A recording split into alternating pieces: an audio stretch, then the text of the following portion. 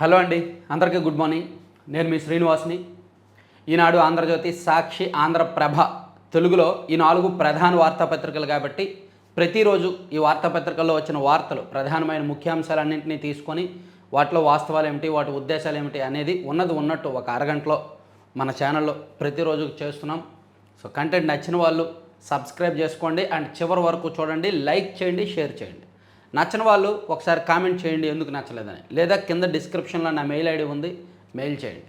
ఏదైనా సరే మనం ప్రభుత్వాలు ఎవరు అధికారంలో ఉన్నా మనకు రాష్ట్రం బాగుండడం ముఖ్యం. రాష్ట్రంలో అన్ని వర్గాలకు సమ ప్రాధాన్యత, సమన్యాయం జరగడం ముఖ్యం.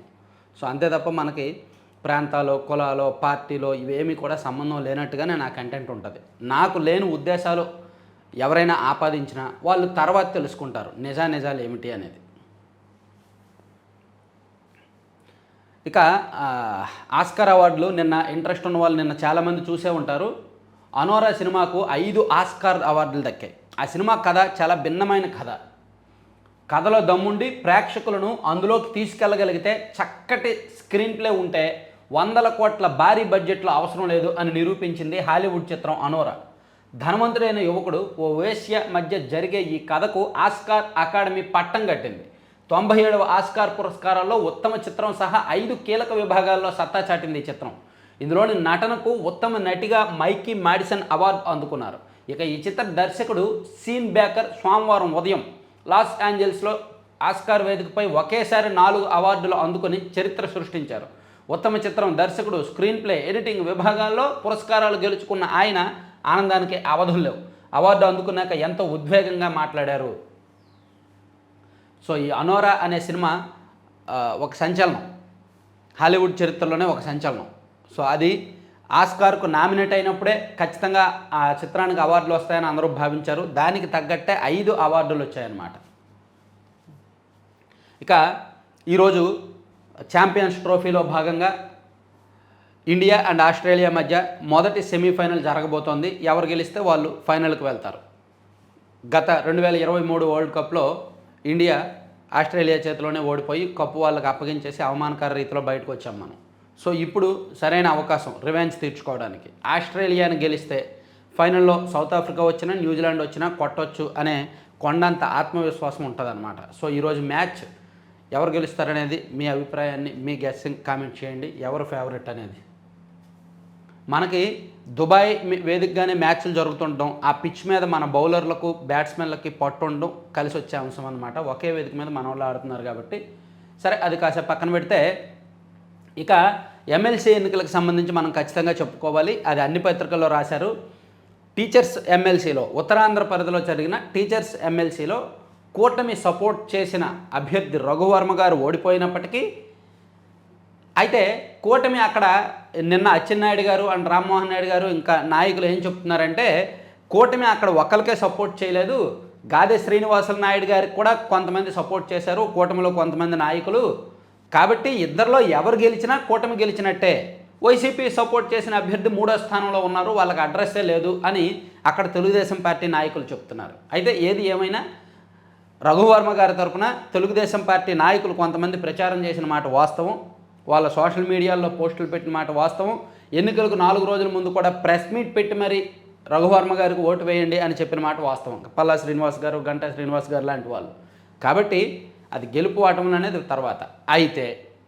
అయితే గ్రాడ్యుయేట్స్ ఎమ్మెల్సీ ఎన్నికల్లో భారీ మెజారిటీలతో ఈ కృష్ణా, గుంటూరు జిల్లాల గ్రాడ్యుయేట్స్ ఎన్నిక కావచ్చు, అలాగే ఉభయ గోదావరి జిల్లాల గ్రాడ్యుయేట్స్ ఎమ్మెల్సీ ఎన్నికల్లో కావచ్చు, లక్షలాది మంది ఓట్లను ప్రభావితం చేసే 4 జిల్లాల పరిధిలో 67 నియోజకవర్గాల ప్రజాభిప్రాయాన్ని ప్రభావితం చేసే గ్రాడ్యుయేట్స్ ఎమ్మెల్సీ ఎన్నికల్లో కూటమి అభ్యర్థులు భారీ మెజార్టీలతో గెలుస్తున్నారు. ఆలపాటి రాజా గారు దాదాపుగా 2వ రౌండ్లోనే ఆయనకు కావాల్సిన మెజార్టీ వచ్చేసింది. ఆయన్ను విజేతగా డిక్లేర్, అంటే అనఫీషియల్గా ఆయన విజేత అయిపోయారు. ఇక ఈ ఉభయ గోదావరి జిల్లాల పరిధిలో రాజశేఖరం గారు కూడా 3వ రౌండ్గా ఆయనకు కూడా భారీ ఆధిక్యత ఉంది. సో ఇద్దరు కూడా గెలుపు లాంఛనమే, మెజారిటీ కూడా భారీగానే ఉండబోతోంది. సో ఉత్తరాంధ్ర టీచర్స్ స్థానంలో ఓడిపోయినప్పటికీ అది సపోర్ట్ చేసిన అభ్యర్థి ఓటమి చెందినప్పటికీ గ్రాడ్యుయేట్స్ ఎన్నికల్లో వస్తున్న మెజారిటీల కారణంగా కూటమికి ఒక భారీ ఊరట అన్నమాట. కూటమి పట్ల ప్రజల్లో పూర్తి విశ్వాసం ఉంది, యువకుల్లో పూర్తి విశ్వాసం ఉంది అని ఈ ఫలితాలు చెప్తున్నాయి. దాన్ని ఆలపాటి రాజా విజయ్ బేరి కృష్ణా గుంటూరు పట్టభద్రుల స్థానంలో తిరుగులేని ఆధిక్యంతో గెలుపు. 7వ రౌండ్లోనే మ్యాజిక్ ఫిగర్ దాటేసిన రాజా ఉభయ గోదావరి పట్టభద్రుల స్థానంలో తొలి రౌండ్లో రాజశేఖరానికి ఆధిక్యం అని రాశారు. ఉత్తరాంధ్ర ఉపాధ్యాయ నియోజకవర్గంలో శ్రీనివాసన్ నాయుడు గెలుపు అని రాసుకొచ్చారనమాట. ప్రతి రౌండ్లో ఆలపాటి రాజా గారికి భారీ మెజార్టీలు వచ్చాయి. యావరేజ్గా 10,000 మెజార్టీలు వస్తూనే ఉన్నాయి ప్రతి రౌండ్లో.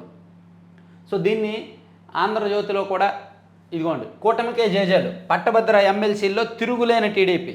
నాడు వైసీపీ హయాంలో 3 చోట్ల జయకేతనం, నేడు 2 స్థానాల్లో గెలుపు దిశగా పయనం. కృష్ణా గుంటూరులో అనూహ్య ఆధిక్యం, 1వ ప్రాధాన్యంలోనే బంపర్ మెజారిటీ.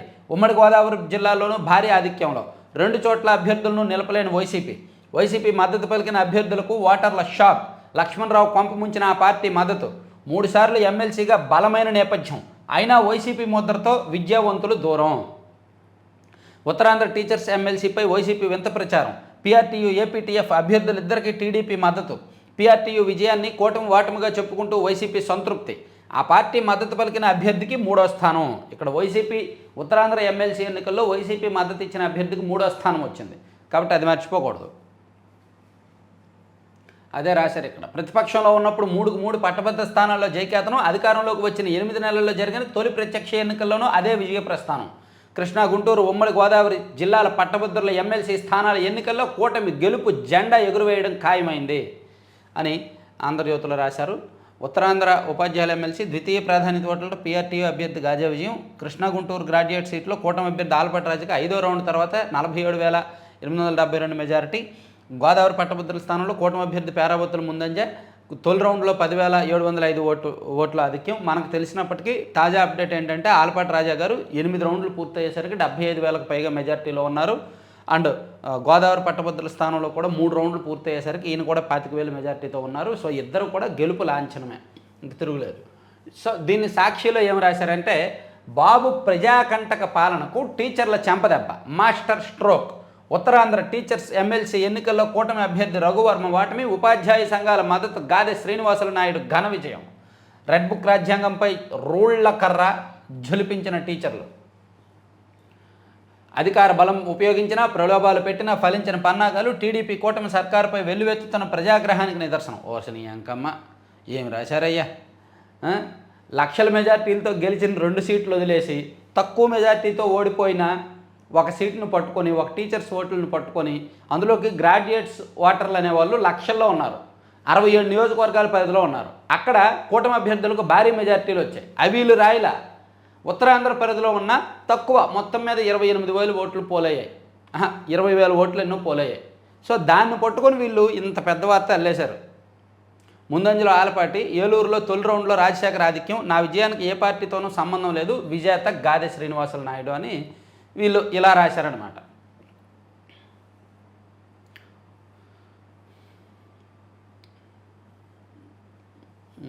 ఆంధ్రప్రభలో ఉత్తరాంధ్రలో పీఆర్టీయూ అభ్యర్థి గెలుపు, ఎమ్మెల్సీ టీచర్ ఎన్నికల్లో గాది శ్రీనివాసులు నాయుడు 1967 ఓట్లతో విజయం. కూటమి అభ్యర్థికి షాకు, రఘువర్మ ఘోర పరాజయం. ఎమ్మెల్యేలు ఎంపీలు ప్రచారం చేసిన కాన్రాని ఫలితం, గాదెకు రహస్య మద్దతు పలికిన బీజేపీ. సో అక్కడ రఘువర్మ తరపున ఎమ్మెల్యేలు ఎంపీలు ప్రచారం చేశారు అనే మాట మాత్రం వాస్తవం, దాన్ని మర్చిపోకూడదు.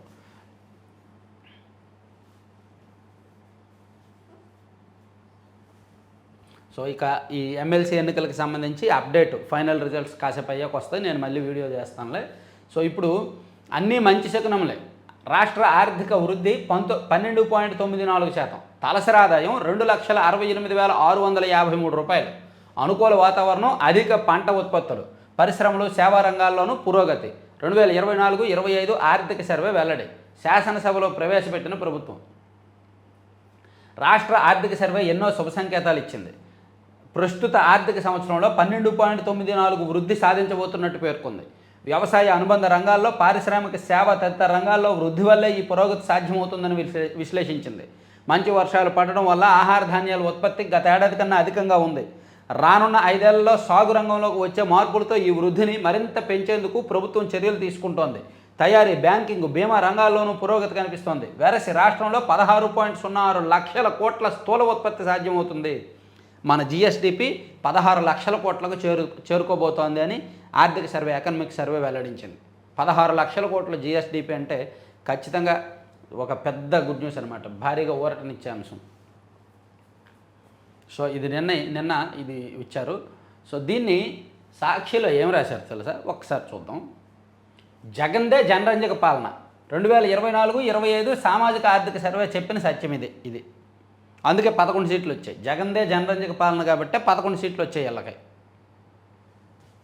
అసలు 2024-25 ఆర్థిక సర్వే ఈ సంవత్సరంలో ఎవరు ఎక్కువ కాలం అధికారంలో ఉన్నారు?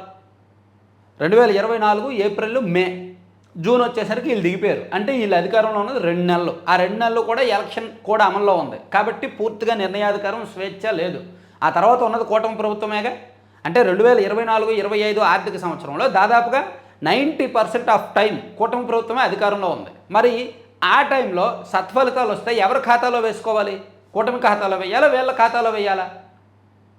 అందుకే అంట మళ్ళీ కొన్ని పదాలు వస్తాయిలే కానీ మింగేయాలి. ఎందుకంటే నేనున్న హోదాకి, నాకున్న ప్రొఫెషన్కి కొన్ని పదాలు నేను మాట్లాడకూడదు కాబట్టి మింగేస్తా.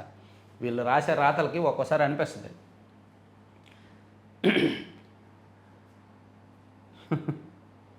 సో మొత్తానికి 2024-25 ఆర్థిక సర్వేలో వచ్చిన పాజిటివ్ అంశాలని వీళ్ళ ఖాతాలో వేసుకున్నారు. ఏమాత్రం సంకోచించాల, ఏమాత్రం సిగ్గుపడాల. అరే మనం ఆ టైంలో మనం అధికారంలో లేవు, మనం 2 నెలలే పరిపాలించాము, ఆ 2 నెలలు కూడా ఆపద్ధర్మ ముఖ్యమంత్రిగానే ఉన్నాము, ఎలక్షన్ కూడా ఉంది, ఆ తర్వాత చంద్రబాబు గారు సీఎం అయ్యారు, పవన్ కళ్యాణ్ గారు డిప్యూటీ సీఎం అయ్యారు, కాబట్టి 10 నెలలు వాళ్ళే పరిపాలించారు ఆ ఆర్థిక సంవత్సరంలో, కాబట్టి ఆర్థిక సంవత్సరంలో వచ్చే పాజిటివ్ ఏమైనా వాళ్ళకే చెందుతుంది, మనకు చెందదు అని ఏమాత్రం సంకోచించాల, ఏమాత్రం సిగ్గుపడలా, ఏమాత్రం ఆలోచించాల. జగన్దే జనరంజక పాలన అని హెడ్డింగ్ పెట్టి రాసుకున్నారు. పాపం ఇటువంటి వాళ్ళని చూసి జాలిపడండి, ఈ వార్తలను చూసి నవ్వుకోండి, జాలిపడండి, అంతే తప్ప తిట్టొద్దు. నేను టీడీపీ వాళ్ళు ప్రతి ఒక్కరికి కూడా, బీజేపీ వాళ్ళైనా, జనసేన వాళ్ళైనా, ఈ రాష్ట్రంలో ఎవరికైనా నేను చెప్పేది ఒకటే, సాక్షి పత్రిక చదవండి, ఎంజాయ్ చేయండి, అందులో వచ్చే వార్తలను ఆస్వాదించండి. ఐఆర్సీటీసీ, ఐఆర్ఎఫ్సికి నవరత్న హోదా. సరే మళ్ళీ చెప్దాంలే, ఈ నెలలో వేరే వార్తలు ఉన్నా కానీ. ఈ నెలలోనే డిఎస్సి పాఠశాలల్లో వార్షికోత్సవాలు నిర్వహిస్తాం. ఎమ్మెల్యేలు, ఎమ్మెల్సీల సమావేశంలో మంత్రి లోకేష్ ఈ నెలలోనే మెగా డిఎస్సి ఇస్తామని విద్యా, ఐటీ శాఖల మంత్రి నారా లోకేష్ చెప్పారు.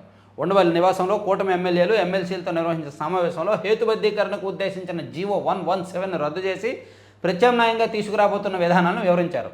ఉపాధ్యాయుల బదిలీలు, చట్టం, పదోన్నతులు, బడుల్లో మౌలిక సదుపాయాల కల్పనపై స్పష్టతనిచ్చారు. రాజకీయాలకు అతీతంగా విద్యారంగాన్ని ముందుకు తీసుకువెళ్తున్నామని, పిల్లలకు ఇచ్చే కిట్లపై నేతల చిత్రాలు లేకుండా చేశామని చెప్పారు. ఇది నాకు బాగా నచ్చిందండి. స్కూల్ పిల్లలకి ఇచ్చే కిట్ల మీద ఏ ఒక్క రాజకీయ నాయకుడు ఫోటో కూడా లేదు. అది చాలా గుడ్ న్యూస్, చాలా ఆహ్వానించదగ్గ పరిణామం.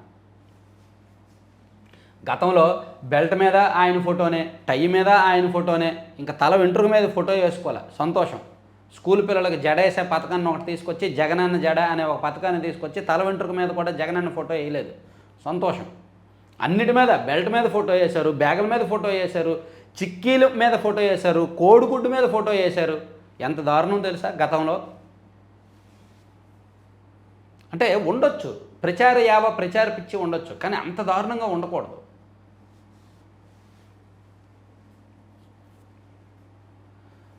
సో ఇప్పుడు కూటమి ప్రభుత్వం వచ్చాక ఆ నాయకుల చిత్రాలన్నీ కూడా పిల్లలకి ఇచ్చే కిట్ల మీద తీసేయడం మంచి విషయం. ఇక విడుదల రజనీ చుట్టూ ఏసీబీ ఉచ్చు. విచారణకు అనుమతి కోసం గవర్నర్కు లేఖ. ఐపీఎస్ అధికారి జాషువాపై విచారణకు గ్రీన్ సిగ్నల్. స్టోన్ క్రషర్ యాజమాన్యానికి బెదిరింపులు. 2.20 కోట్లు అక్రమంగా వసూలు చేశారనే అభియోగం. త్వరలో కేసు నమోదు. వైఎస్ఆర్ కాంగ్రెస్ పార్టీ అధికారంలో ఉన్నప్పుడు, విడుదల రజనీ గారు మంత్రిగా ఉన్నప్పుడు, ఆమె నియోజకవర్గ పరిధిలో ఉన్న ఒక స్టోన్ క్రషర్ యజమానిని పిలిపించి బెదిరించి 5 కోట్లు ఇవ్వు, లేకపోతే నీ మీద విజిలెన్స్ ఎంక్వైరీ వేస్తాం, కేసు నమోదు చేస్తామని చెప్తే అతను అంగీకరించలేదు. నేను ఇవ్వలేనండి అంతా అంటే చివరికి అతన్ని బెదిరించి భయపెట్టి 2,20,00,000 వసూలు చేశారు. సో కూటమి ప్రభుత్వం అధికారంలోకి వచ్చిన తర్వాత అతను ఫిర్యాదు చేశాడు పోలీసులకు అండ్ పార్టీ పెద్దలకు అందరికీ ఫిర్యాదు చేయడంతో దాని మీద ప్రాథమికంగా ఎంక్వైరీ చేసిన తర్వాత ఎస్ అది నిజమే, అతని నుంచి బలవంతంగా వసూలు చేశారు. ఈ వసూళ్లలో మంత్రి రజనీ గారు, అప్పట్లో మంత్రిగా చేసిన రజనీ గారు, ఆమె దగ్గర పనిచేసిన వ్యక్తులు, ఆమె కుటుంబ సభ్యులు, ప్లస్ అప్పట్లో ఆ జిల్లా ఎస్పీగా పనిచేసిన జాషువా గారి ప్రమేయం ఉంది అని పోలీసులు ప్రాథమికంగా నిర్ధారించి వీళ్ళ మీద ఏసీబీ కేసు నమోదు చేస్తున్నారు. దీని మీద గవర్నర్ అనుమతి కావాలి కాబట్టి సెక్షన్ 17A ప్రకారం గవర్నర్ అనుమతి తీసుకున్నారంట. వైకాపా నాయకురాలు మాజీ మంత్రి విడుదల రజని ఐపీఎస్ అధికారి పల్లె జాషువాపై ఏసీబీ ఉచ్చు బిగిస్తోంది. పల్నాడు జిల్లా ఎడ్లపాడులోని శ్రీ లక్ష్మీ బాలాజీ స్టోన్ క్రషర్ యజమానులను బెదిరించి 2.20 కోట్లు అక్రమంగా వసూలు చేశారన్న అభియోగాలతో వారిరువురిపై కేసు నమోదుకు రంగం సిద్ధమైంది. జాషువాపై విచారణ చేపట్టేందుకు అవినీతి నిరోధక శాఖ చట్టంలోని సెక్షన్ 17A ప్రకారం ఏసీబీ తాజాగా సిఎస్ అనుమతి తీసుకుంది. విడుదల రజనీపై విచారణకు అనుమతి కోసం గవర్నర్కు లేఖ రాసింది. ప్రస్తుతం అక్కడ పెండింగ్లో ఉంది. 1-2 రోజుల్లో ఆమోదం పొందే అవకాశం ఉంది. ఆ వెంటనే కేసు నమోదు చేయనున్నారు. ఇది అధికారంలో ఉన్నప్పుడు బెదిరించి భయపెట్టి డబ్బులు వసూలు చేసి ఇలా వెలగబెట్టారు. అందుకే ఇప్పుడు ఎక్కడికో వెళ్ళిపోయారు. తర్వాత పివి సునీల్ కుమార్పై ఏసీబీ కేసు. సెక్షన్ 17A కింద విచారణకు అనుమతిచ్చిన ప్రభుత్వం. అగ్రిగోల్డ్ ప్యాకేజీ సొమ్ము కాజేశారని అభియోగం. సిఐడి విభాగాధిపతిగా అవినీతికి పాల్పడ్డారంటూ రఘురామ ఫిర్యాదు. ఇది మరో కీలకమైన అంశం. సిఐడి గతంలో అడిషనల్ డీజీగా పనిచేసిన ఐపీఎస్ అధికారి సునీల్ కుమార్ గారి మీద సెక్షన్ 17A ప్రకారం విచారణకు అనుమతి తీసుకున్నారు. ప్రభుత్వం అనుమతి ఇచ్చింది. అతను సిఐడి డీజీగా ఉన్నప్పుడు అగ్రిగోల్డ్ 2021 ఆగస్టు నెలలో గత ప్రభుత్వం 667 కోట్ల అగ్రిగోల్డ్ బాధితులకు డబ్బులు ఇచ్చింది కదా, అందులో కొంత నగదును వీరు దారి మళ్లించారు, వేరే వాళ్ళకి ఎవరికో బెనామీ ఖాతాలకు వేసుకున్నారు అనేది రఘురామకృష్ణరాజు గారు ఫిర్యాదు చేయడం ఏసీబీకి. ఏసీబీ ప్రాథమికంగా దర్యాప్తు చేపట్టడం, దానిలో సునీల్ కుమార్ గారి పాత్ర ఉందని తేల్చడంతో అతని మీద కేసు నమోదు చేస్తున్నారు.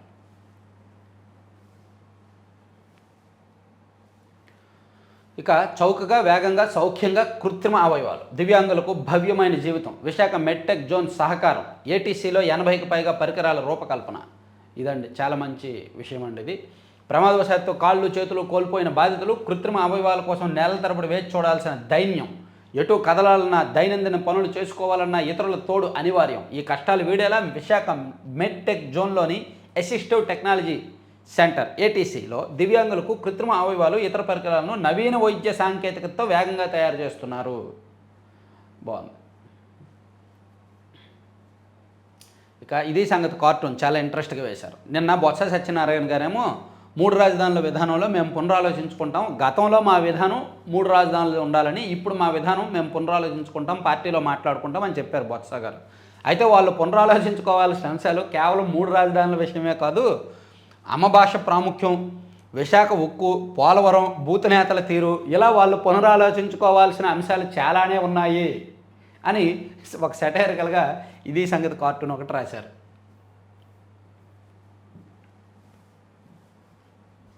పరుచూరులో ఓట్ల తొలగింపు కుట్రలపై విచారణకు సిట్.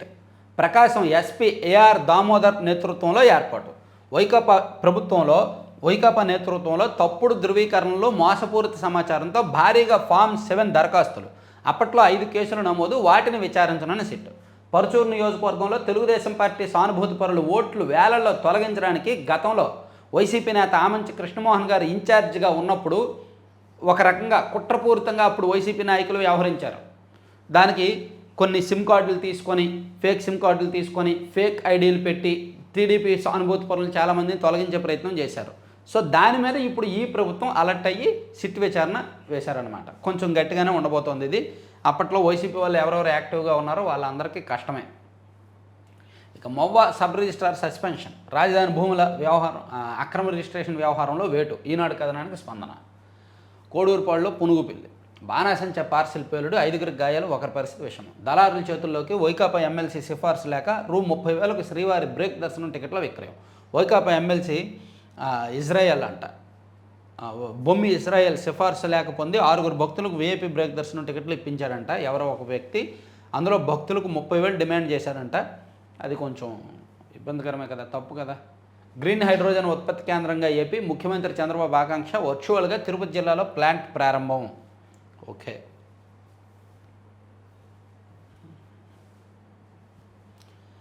ఈ మొక్కలు ఉంటే గృహమే కదా స్వచ్ఛ సీమ. మీ ఇళ్ళల్లో ఈ మొక్కలు ఉన్నాయా చూడండి, చూసుకోండి ఒకసారి, ఇది చదవండి. ఇవన్నీ చాలా కాస్ట్లీ బాబోయ్. వల్లభనేని వంశీకి రిమాండ్. గన్నవరం తెదేపా కార్యాలయంపై దాడి కేసులో కోర్టు ఆదేశం. సత్యవర్ధన్ కిడ్నాప్ కేసులో ఇద్దరు నిందితులకు పోలీస్ కస్టడీ. ఆల్రెడీ ఆయన కిడ్నాప్ కేసులో జైల్లో ఉన్నాడు, రిమాండ్ ఖైదీగా ఉన్నాడు. ఇప్పుడు గన్నవరం టీడీపీ ఆఫీస్ మీద దాడి చేసిన కేసులో కూడా ఆయనకు మళ్ళీ రిమాండ్ విధించింది. అంటే ఆయనకి ఇప్పుడు ఒక కేసులో బెయిల్ వస్తే చాలదు, రెండో కేసులో బెయిల్ రావాలి. ఈలోగా మరో 2-3 కేసులు రెడీగా ఉన్నాయి. సో ఆయన మినిమం ఒక 6 నెలలో 7 నెలలో లోపల ఉండేలాగే ఉంది పరిస్థితి చూస్తుంటాయి. లేదా జగన్మోహన్ రెడ్డి గారు రికార్డు కొడతారేమో 16 నెలలు చూడాలి. ఇక పోసాని కోసం 3 జిల్లాల పోలీసులు పోటీ, పీటీ వారెంట్లతో జైలు వద్ద సిద్ధం. ఇది మరి పాపం ఇది చూసి పోసాని కృష్ణమురళి గారి మీద సింపతి కూడా రావట్లా. ఎందుకంటే ఆయన మాట్లాడిన మాటలు అటువంటి. నిజానికి వేరే వ్యక్తి అయితే సింపతి చూపించేవాళ్ళం, అరే పాపం ఆయన ఎంత ఇబ్బంది పెడుతున్నారేంటి అని. కానీ పోసాని కృష్ణమురళి గారు మాట్లాడిన మాటలు చాలా దారుణమైన భాష, చాలా దారుణమైన పదాలు. కాబట్టి ఆయన మీద సింపతి రాదు. పోలీసులు అతన్ని అరెస్ట్ చేయడానికి పోటీ పడుతున్నారు. అతను మాకు కావాలంటే మాకు కావాలి అని. అనంతపురం పోలీసులు, గుంటూరు పోలీసులు, నరసరావుపేట పోలీసులు ఇలా చాలామంది పోటీ పడుతున్నారు అనమాట. నటుడు వైకాపా నేత పోసాని కృష్ణమురళిని అదుపులోకి తీసుకోవడం కోసం వివిధ జిల్లాల పోలీసులు పోటీ పడుతున్నారు. ముఖ్యమంత్రి చంద్రబాబు, ఉప ముఖ్యమంత్రి పవన్ కళ్యాణ్, మంత్రి లోకేష్పై పోసాని చేసిన అనుచిత వ్యాఖ్యలకు సంబంధించి రాష్ట్ర వ్యాప్తంగా 17 కేసులు నమోదైన విషయం తెలిసిందే. ఆయా స్టేషన్లకు సంబంధించిన పోలీసులు పీటీ వారెంట్లు సిద్ధం చేస్తూ ఆయన్ని అదుపులోకి తీసుకునేందుకు పల్నాడు జిల్లా నరసరావుపేట, అల్లూరు సీతారామరాజు జిల్లా అనంతపురం గ్రామీణ పోలీసులు అన్నమయ్య జిల్లా రాజంపేట సబ్ జైలు వద్దకు వచ్చారంట. ఆయన ఆల్రెడీ జైల్లో ఉన్నారు, అయినా సరే ఆయన అదుపులోకి తీసుకోవడానికి పోలీసులు వచ్చారంట. ఇది ఆంధ్రజ్యోతిలో బాగా రాశారు. ఇదిగోండి, పోసానిపై వరుసగా పీటీ వారెంట్లు. రాజంపేట నుంచి తొలుత నరసరావుపేటకు తమకు అనుమతి ఇవ్వాలంటూ అనంతపురం, అల్లూరి పోలీసులు పిటిషన్లు. మరికొన్ని జిల్లాల్లో క్యూలో పోలీసులు. నరసరావుపేటలో కోర్టులో హాజరు. ఈ నెల 13 వరకు రిమాండ్. గుంటూరు జిల్లా జైలుకు తరలింపు. గుండె నొప్పు అంటూ రాజంపేటలో మళ్ళీ హడావిడి. సో ఇక్కడ చాలా జిల్లాల్లో పోలీసులు, అంటే అతని మీద రాష్ట్ర వ్యాప్తంగా 14 కేసులు ఉన్నాయి. కాబట్టి ఆయా పోలీస్ స్టేషన్లోని పోలీసులు అతన్ని అదుపులోకి తీసుకోవడానికి పోటీ పడుతున్నారన్నమాట. జనసేనలోకి వైకాపా మాజీ ఎమ్మెల్యే పెండెం దొరబాబు. వైకాపా నేత పిఠాపురం మాజీ ఎమ్మెల్యే పెండెం దొరబాబు కుటుంబ సభ్యులతో కలిసి జనసేన అధినేత పవన్ కళ్యాణ్ కలిశారు. మంగళగిరిలో జనసేన కేంద్ర కార్యాలయంలో సోమవారం ఈ భేటీ జరిగింది. ఓకే. మహిళా దినోత్సవం మార్కాపురంలో హాజరు కానున్న సీఎం చంద్రబాబు. ప్రకాశం జిల్లా మార్కాపురంలో ఈ నెల 8న మహిళా దినోత్సవాన్ని ప్రభుత్వం నిర్వహించనుంది. ఓకే. తప్పిపోయిన అమ్మను కనుగొనేదెలా? తిరుమలలో ఫోటో పట్టుకొని తిరుగుతున్న జవాను దర్శనానికి వచ్చి అదృశ్యమయ్యారని కంటనీరు. సో ఈనాడు కాసేపు పక్కన పెట్టి సాక్షికి వెళ్దాం. సాక్షిలో కూడా ఇది ఆల్రెడీ చెప్పుకున్నాము, ఇది కూడా చెప్పుకున్నాము. సాక్షి వాళ్ళకి నా రిక్వెస్ట్ ఏంటంటే ఇటువంటి వార్తలు రోజు వేసి మమ్మల్ని ఎంటర్టైన్ చేయండి. ఇక అవి సీఎం పదవిలో ఉన్నవారు మాటలేనా? చిత్తూరు జిల్లాలో చంద్రబాబు వ్యాఖ్యలపై మండలిలో బొత్స ఫైర్. లబ్ధిదారులకు రాజకీయాలు, పార్టీలు అంటగడతారా? మాస్టరు, మీరు ఎంత వక్రీకరించినా చంద్రబాబు గారు పనులు అన్నారు తప్ప పథకాలు అనలా. చంద్రబాబు నాయుడు గారు చాలా స్పష్టంగా పనులు వైసీపీ వాళ్ళకి చేయమన్నారు తప్ప పథకాల విషయం మాట్లాడాల. వీళ్ళేమో లబ్ధిదారులు అంటున్నారు. లబ్ధిదారులు అంటే పథకాల లబ్ధిదారులు అని వీళ్ళు అంటున్నారు, వక్రీకరిస్తున్నారు. చంద్రబాబు గారు చేసే కామెంట్స్ని వీళ్ళు వక్రీకరిస్తున్నారు. లబ్ధిదారులకు రాజకీయాలు, పార్టీలు అంటగడతారా? వ్యవస్థలే సిగ్గుపడాలి. వైఎస్ఆర్సీపీ ప్రభుత్వంలో మా సీఎం ఎప్పుడు మా పార్టీ వాళ్ళకే సాయం చేయమని చెప్పలేదు. ఆ 5 ఏళ్ళు రాగద్వేషాలకు అతీతంగా పార్టీలతో సంబంధం లేకుండా అర్హులందరికీ సాయం చేశాం. అవును, రాగద్వేషాలకు అతీతంగా పార్టీలతో సంబంధం లేకుండా సాయం చేశామన్న సంగతి నెల్లూరు జిల్లా కావల్లో ఒక చెరువులో చేపలు వేసి అవి నష్టపోయాయని వైకాపా నేతల వేధింపులతో కలెక్షన్ తట్టుకోలేక మరణించిన బలవన్మరణం చెందిన వాళ్ళని అడగొచ్చు. అలాగే పలమనేరులో ఒక ముస్లిం కుటుంబం కావచ్చు, లేదా తూర్పుగోదావరి జిల్లా పరిధిలో ఎమ్మెల్సీ సుబ్రహ్మణ్యం కుటుంబాన్ని కావచ్చు, అలాగే జానపల్లి శ్రీను కోడికత్తి కేసులో ఉన్న జానపల్లి శ్రీను కుటుంబాన్ని కావచ్చు, లేదా నర్సీపట్నం డాక్టర్ సుధాకర్ గారి కుటుంబాన్ని కావచ్చు. వాళ్ళని అడిగితే చెప్తారు వీళ్ళు మీ 5 ఏళ్ళు రాగద్వేషాలకు అతీతంగా ఎంతగా పరిపాలించారనేది.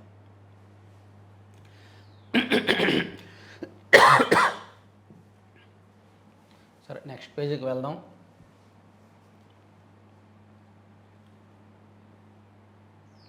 గెలిచినోడే మావాడు, టీడీపీ సరికొత్త నాటకం. రఘువర్మకు మద్దతుగా కేంద్ర మంత్రి రామ్మోహన్ నాయుడు ప్రచారం నిర్వహించిన వీడియో కోసం QR కోడ్ స్కాన్ చేయండి. అది అది వాస్తవమే. రఘువర్మకు మద్దతుగానే ప్రచారం చేశారు, అందులో ఏం తప్పులేదు. ఫుడ్ ప్రాసెసింగ్ ప్రోత్సాహకాలకు 25 కోట్లు. సెప్టెంబర్లో WIF 4వ సదస్సు. 5 ఎమ్మెల్సీ స్థానాలకు నామినేషన్ల స్వీకరణ ప్రారంభం.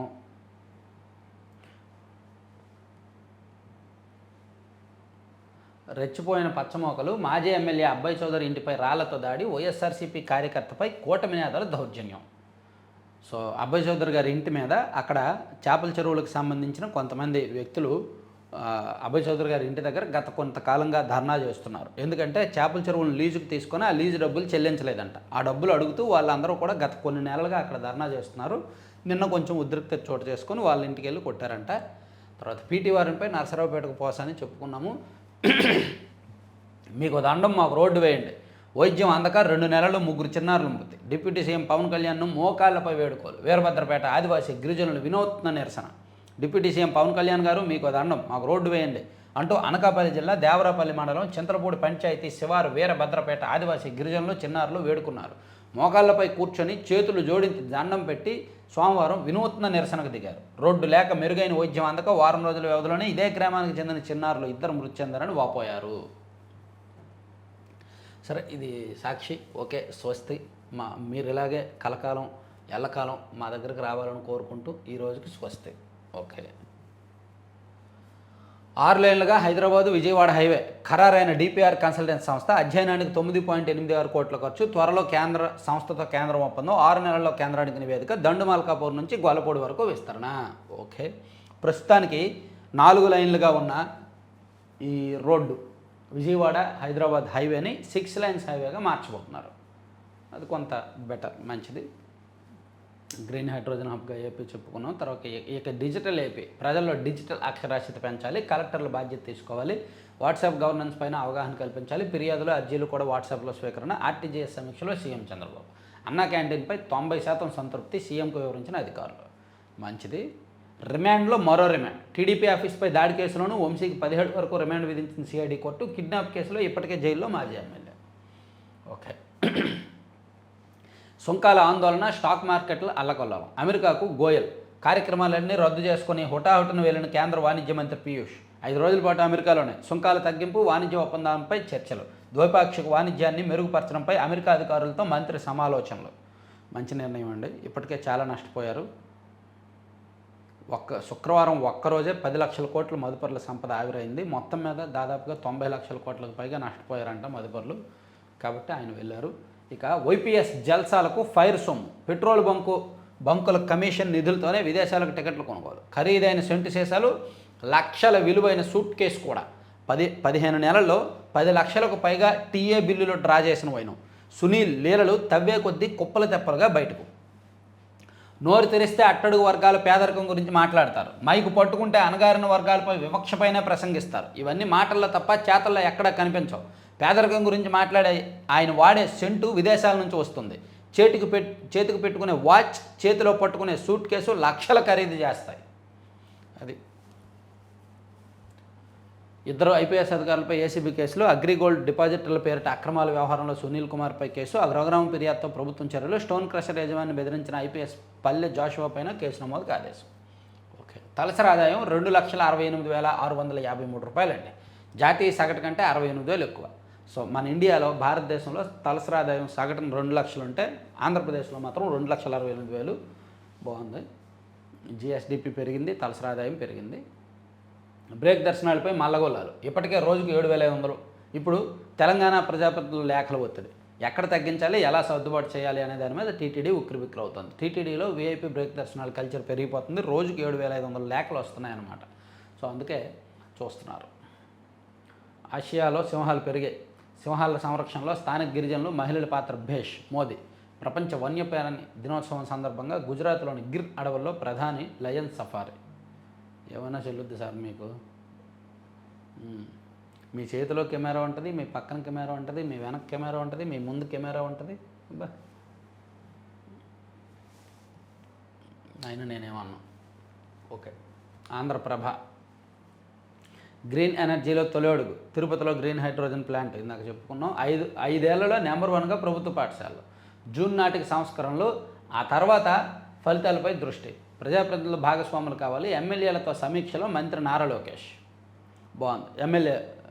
ఎమ్మెల్యేలతో మంత్రి నారా లోకేష్ గారు సమీక్ష చేసి మీ నియోజకవర్గాల్లో స్కూల్స్ ఎలా ఉండాలి, వాటి పరిస్థితి ఏంటి, వాటిని మనం ఎలా బాగు చేద్దామో, మన లక్ష్యం ఏంటి అనేది వివరించారనమాట. ఎమ్మెల్సీ ఎంపికలపై కసరత్తు, సీఎం చంద్రబాబుతో డిప్యూటీ సీఎం పవన్ కళ్యాణ్ భేటీ, కీలక అంశాలపై సుదీర్ఘ చర్చ. ఓకే, ఉత్తరాంధ్రలో పీఆర్టీయూ గెలుపు, అది రాసుకొని చెప్పుకున్నాము. మండల్లో మాటల తోటాలు, రిషికొండపై వాద ప్రతివాదాలు, అక్రమాలుంటే కాంట్రాక్టర్ బిల్లులు ఎలా చెల్లించారు ప్రశ్నించిన బొత్స, కక్ష సాధింపు తమ విధానం కాదన్న మంత్రి అచ్చెన్నాయుడు, ఎన్నికల హామీలన్నీ నెరవేరుస్తామని ప్రకటన, అసెంబ్లీ సచివాలయ భవనాలు తాత్కాలికమని అనలేదు, బొత్స వ్యాఖ్యలను తప్పుపట్టిన అచ్చెన్నాయుడు, లబ్ధిదారులతో పార్టీలను ఎలా చూస్తారు బొత్స, పోర్టుల నిర్మాణంపై వాడివేడి చర్చ, వైసీపీ వాళ్ళు ఎంత తక్కువ మాట్లాడితే వాళ్ళకి అంత మంచిది, మీది మీరు తవ్వుకొని తలదించుకుంటున్నారు, నేనేం గాలికి గెలవలేదు, వాట మెరుగని చరిత్ర నాది మంత్రి అచ్చెన్నాయుడు. ప్రత్యేక హోదా అని చెప్పి ప్యాకేజీతో సరిపెట్టారు, చెప్పుకోవాల్సి వస్తే అన్నీ చెప్పాలి, టీడీపీ హవాలో కూడా ఎదురొడ్డి నిలబడిన చరిత్ర నాది బొత్స సత్యనారాయణ. టీడీపీ హవాలో ఎదురొడ్డి నిలబడ్డా, ఓడిపోయాడుగా. మొన్న 2024లో ఓడిపోయాడినా, 2014లో కూడా ఓడిపోయాడు. టీడీపీ అధికారంలోకి వచ్చినప్పుడు ఈయన ఓడిపోయాడుగా. ఇంకా టీడీపీ హవాలో ఎదురొడ్డి ఎక్కడ నిలబడ్డాడినా. అయితే ఎమ్మెల్సీగా వచ్చింది. నాన్నను చూడడానికి వెళ్ళి తిరిగి వస్తూ బైక్ను ఢీకొని ఇన్నోవా కారు పల్టీ, గర్భస్థ శిశువు సహా 5 దుర్మరణం. గోదావరిలో బోటు బాల్తా, పుష్కర్ ఘాట్ సమీపంలో ఘటన, బోట్లో 20 మంది ఉన్నట్టు సమాచారం, 3 వ్యక్తులు గల్లంతో, మద్యం సేవించడానికి బోటులోకి వెళ్ళిన యువకుడు. సోమవారం రాత్రి 20 మంది, ఇది ఈనాడులో ఆంధ్రజ్యోతిలో ఎక్కడొచ్చిందో మరి, లోపల పేజీలో వచ్చిందేమో. గోదావరిలో అంట మద్యం సేవించడానికి 20 మంది బోట్లో లోపలికి వెళ్ళారంట, అది బోల్తా పడిందంట. గోదావరి పుష్కర్ ఘాట్ సమీపంలో రాజమండ్రి పుష్కర్ ఘాట్ సమీపంలో గోదావరి మధ్యలో బోటు బోల్తా పడి 3 వ్యక్తులు గల్లంతయ్యారు. సోమవారం రాత్రి 20 మంది యువకులు మద్యం సేవించడానికి కోటిలింగాల ఘాట్ నుంచి బయలుదేరి బ్రిడ్జి లంకకు వెళ్లారు. పడవలోకి నీళ్లు చేరడంతో 8 మందిని ఒడ్డును దింపివేశారు. మరో 12 మందిని తీసుకొని అక్కడి నుంచి వస్తుండగా బ్రిడ్జి 7వ పిల్లర్ వద్ద పడవలోకి నీళ్లు చేరి అది గోదావరిలో మునిగిపోయింది. ఈ ప్రమాదంలో 9 మంది జాలర్ల సాయంతో సురక్షితంగా బయటపడ్డారు. మిగిలిన 3 గల్లంతయ్యారంట. గిర్ అడవుల్లో మోదీ సఫారీ టూర్. ఓకే, మంచిది. అర్జెంటుగా పిల్లలను కనండి. తమిళ ప్రజలకు సీఎం స్టాలిన్ విజ్ఞప్తి. డీలిమిటేషన్ నేపథ్యంలో ఆసక్తికర పిలుపు. డీలిమిటేషను, ఎంపీ సీట్ల మార్పులు, దీనికి సంబంధించి ఆసక్తికరమైన చర్చ జరుగుతోంది. నేను ఇది నిన్న దాని మీద వీడియో చేయాలని ప్రిపేర్ అయ్యాను. సో కాసేపు అయ్యాక చేస్తా. అసలు డీలిమిటేషన్ ఎందుకు, స్టాలిన్ గారు ఎందుకు అలా కామెంట్స్ చేస్తున్నారు, డీలిమిటేషన్ ప్రభావం దక్షిణాది రాష్ట్రాల మీద ఎలా ఉండబోతోంది, ఉత్తరాది రాష్ట్రాల్లో ఎన్ని సీట్లు పెరుగుతాయి, దక్షిణాది రాష్ట్రాల్లో ఎన్ని సీట్లు పెరుగుతాయి, దీనివల్ల మనకు నష్టం ఏమిటి, ఇవన్నీ కూడా చెప్తాను నెక్స్ట్ వీడియోలో.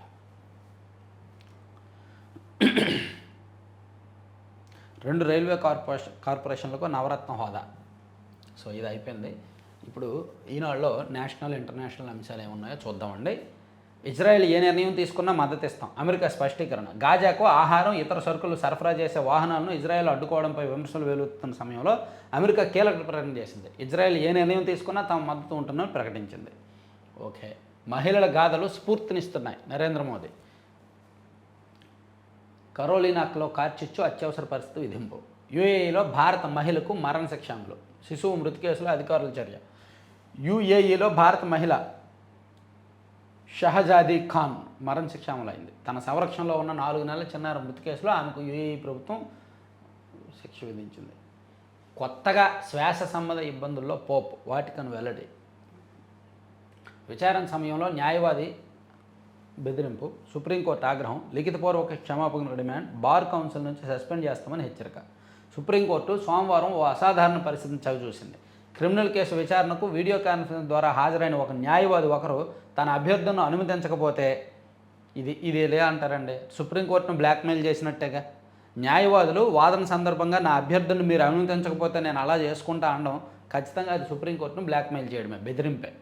దాన్ని అంగీకరించకూడదు. ఎమోషనల్ బ్లాక్మెయిల్స్ అనేవి కోర్టుల్లో కూడా ఉంటాయి. అలా ఐరాస దృష్టికి హసీనా సర్కార్ దాష్టిగాలు, బంగ్లాదేశ్ ప్రభుత్వ ప్రధాన సలహాదారు నివేదన. ఖాలిదా జియాకు సుప్రీంకోర్టు ఊరట.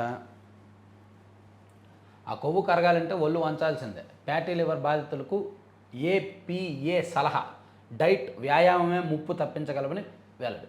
జీవక్రియల సంబంధిత ఫ్యాటీ లివర్ సమస్యకు సరైన ఆహారం, శారీరక శ్రమ మాత్రమే పరిష్కారమని దానిపై అధ్యయనం చేస్తున్న ఏషియన్ పసిఫిక్ అసోసియేషన్ వెల్లడించింది.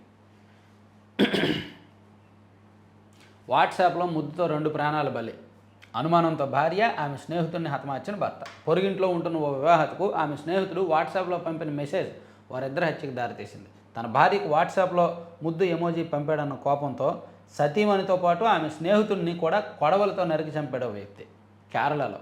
కేరళలో దారుణమైన క్రైమ్స్ జరుగుతున్నాయి బాబోయ్. వాట్సాప్ చాటింగ్లో ఇవి పంపించుకున్నారని చెప్పి వెళ్ళి చంపేశారంట. ఈ కాలుష్యానికి బ్రేక్ వేయాల్సిందే. గిర్ అభయానికి మోదీ.